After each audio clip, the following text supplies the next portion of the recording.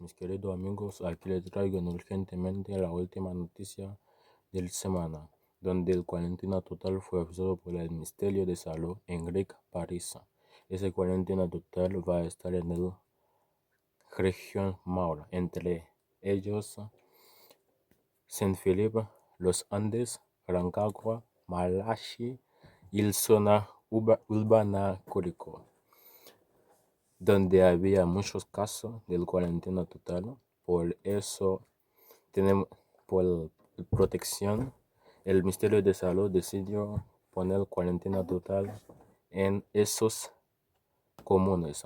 Según el último dato actualizado, las 21 horas del martes 16, Curicó liberado los casos contexto positivos, sumando 777 víctimas. 777 víctimas del coronavirus.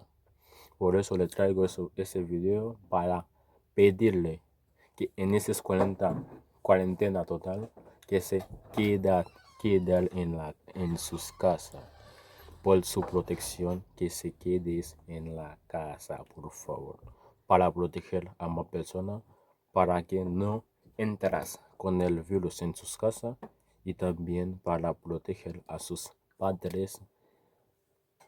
De esta manera será 55 de las comunas de región metropolitanas, quinta región, región de O'Higgins, región del Mar, región de Tarapacá y región de Antofagasta, las que se mantendrán en confinamiento.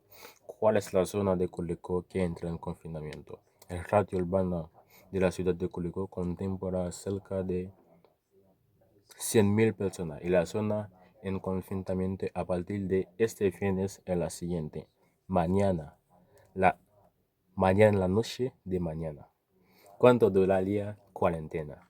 Según informamos la autoridad sanitaria, la cuarentena se extenderá por lo menos los próximos 7 días, aunque esta medida podría extender tanto para las nuevas comunas en cuarentena como para las que ya completaron más de un mes en confinamiento.